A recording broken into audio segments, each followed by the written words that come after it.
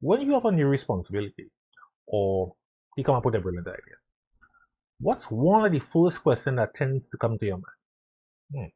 Usually something that sounds like, how am I going to do this? But that is the wrong question. I'm Jason, I'm the leadership guy, and I'm here to help you become a better leader. So when you have a responsibility, it's fine sounding to say, well, ask your how question. How am I going to get this done? That sounds reasonable. Yeah. Or you may ask the what question. What's the first thing that I'm going to do so I can get this thing done? That sounds reasonable, except they're both wrong. As a leader, you want to ask the who question. Very simply, who is going to help me do this? Why is that so? Because we as leaders have this tendency to be drivers, to be movers and shakers, to lead and get things done. It's fine. Sometimes some of us would want to build a plan, get a structure. That's fine. But the problem still is we're trying to tackle the problem on our own. The instant you start thinking about how am I going to get this done or what's the first thing to do to get this done, it's a solo assignment. As a leader, you want to work through others. Leaders accomplish their job by working through others. Now, I get it. I understand. This may sound like I agree to you. This may sound completely disconnected from your environment. Yeah, you may be in a high performance, high volume, high octane environment where it's paced down the line. It's go, do this from the jump. As soon as you get there, you get to your desk. It's action down the line until you clock out. Yeah, I get it. You may have lots of plates spinning up in the air. I get it. You still need to work through people as a leader. Because if as a leader you're not working through people, you are wasting time. And you are unnecessarily draining yourself. What you need to do is determine what you need to do. And then other people need to do other things. So I had a conversation some time ago with a leader.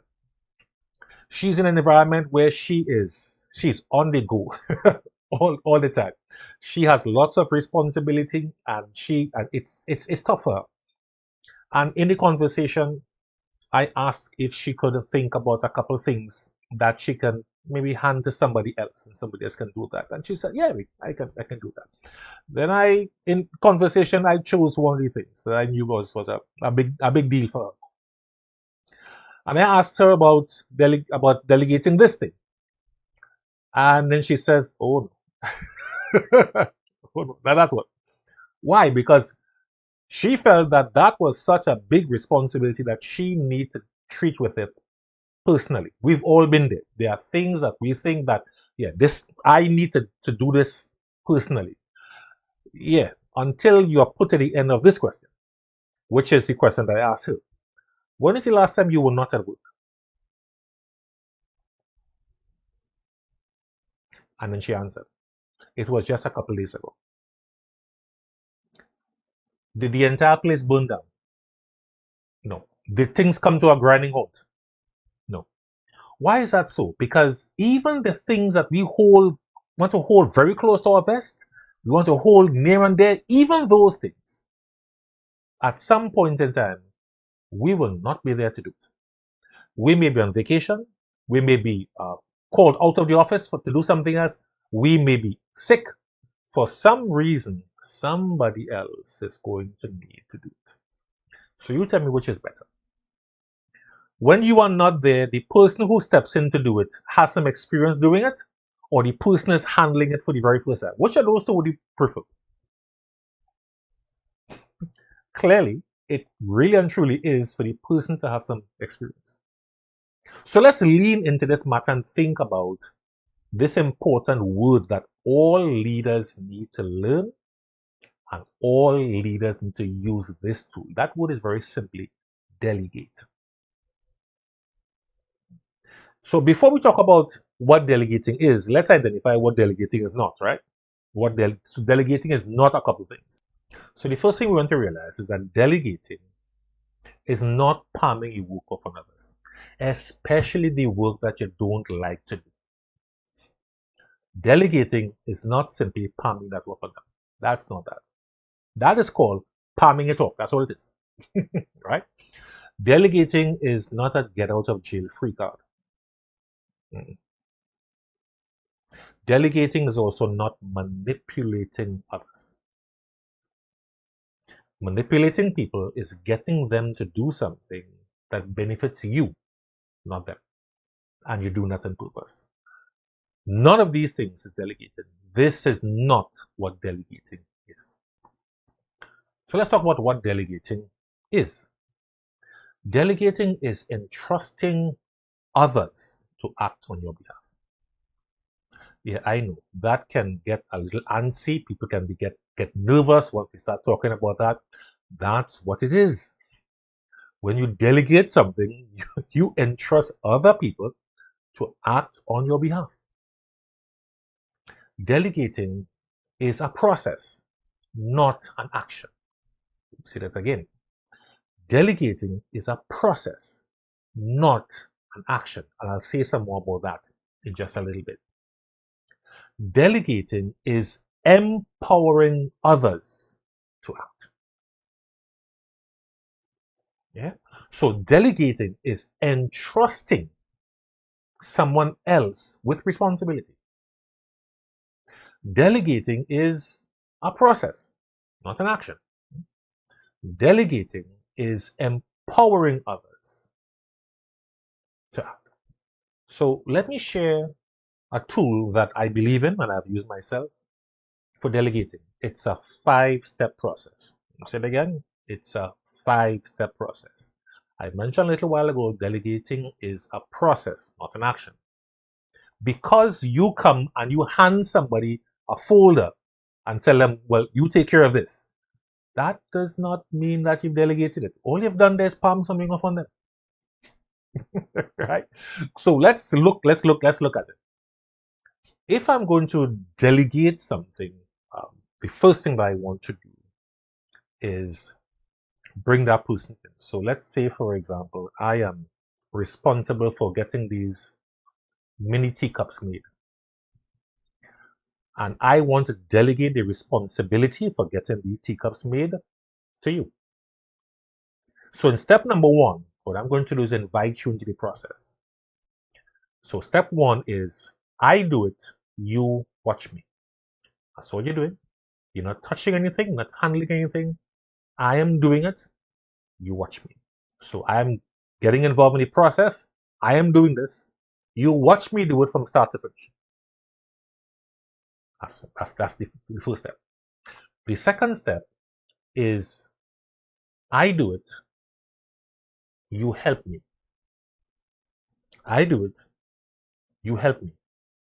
So I'm the one who has hands-on. I'm the one with the experience. I'm the one with the insight and knowledge. Yeah, I'm doing it, but I'm bringing you further into the process to help. So I'm doing this, and I will ask you, hold this part for me, hand me that, rub this piece right here. You are helping me. So the first one is I do it, you watch me. Second step, I do it, you help me. Here's the interesting third step. I hand it to you. You now have hands on. You are the one who's in control doing it. So you are doing it. So the third step is you do it, I help you. So you're doing that, doing so. What can I help you with? Hand you this? Sure. Wipe here? Certainly. I am helping. The fourth step is you do it, I watch you. So I completely hand it over to you. My only involvement is I'm watching you. I am making sure that you don't make a mess of this. I am looking at you and trusting that you can do this now, but I'm looking at you and ensuring if you're about to mess this up, I'm going to intervene. I am still present. So step number 4, you do it, I watch you. And then comes the glorious step number 5. You do it, I go do something else. So let's go to the steps again. Step number 1, I do it, you watch me. Step number 2, I do it, you help me. Step number 3, hand it to you. You do it, I help you. Step number 4, you do it, I watch you. Step number 5, you do it, I go do something else. So let's go further. So in terms of delegating, here's some guidelines. Delegate responsibility, not just tasks. When you give a task, you may limit the scope of the thing. We're making mini teacups. I'm responsible for doing this. I may have 2 other people helping me or involving at different stages in the process. If I hand the responsibility for making teacups, mini teacups, over to you, I am not going to tell you every step. I'm not going to micromanage you. I'm not going to hover over your shoulders.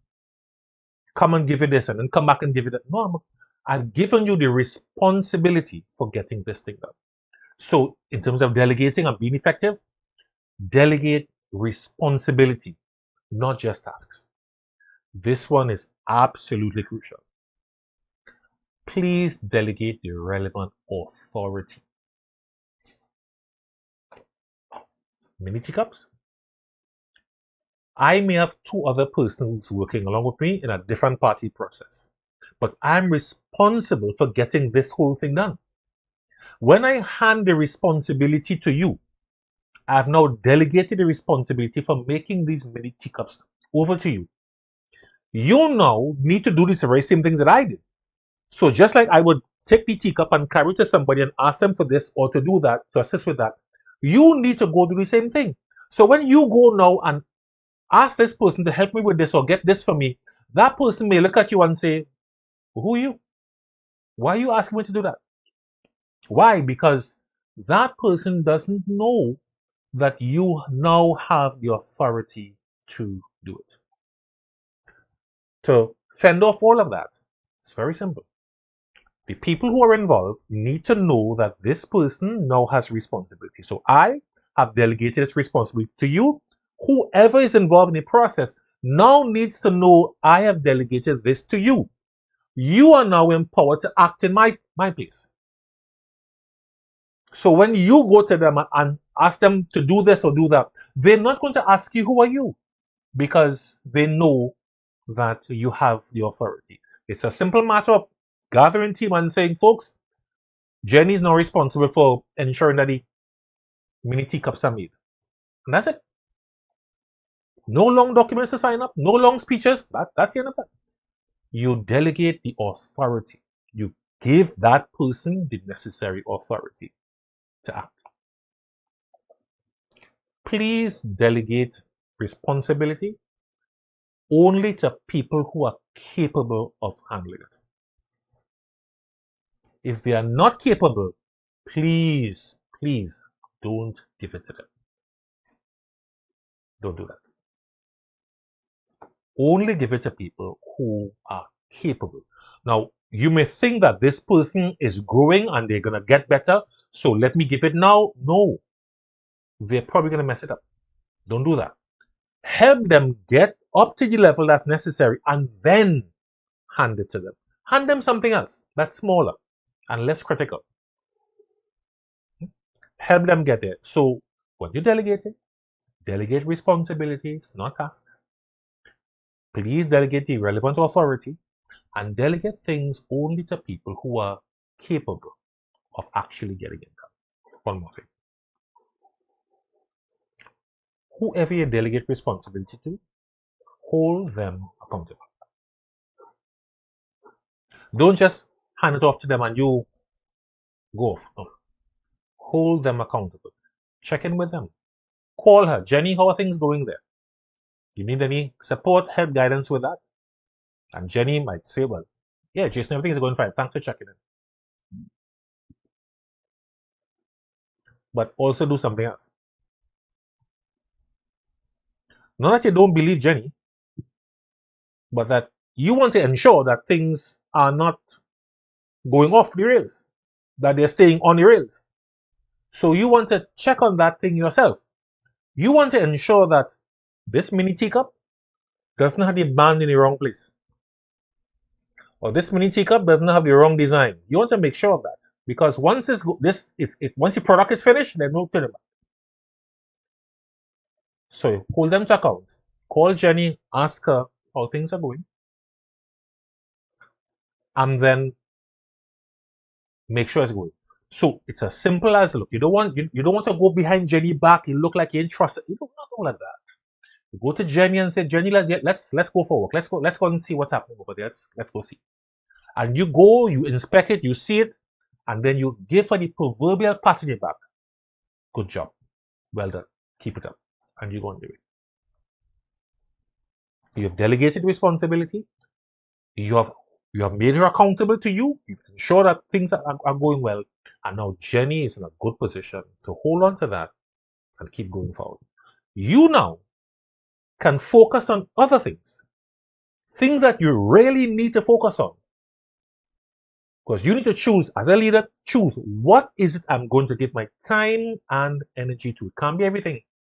Remember, leaders work through others. Check out this video for more help on becoming a better leader. I'll see you next time.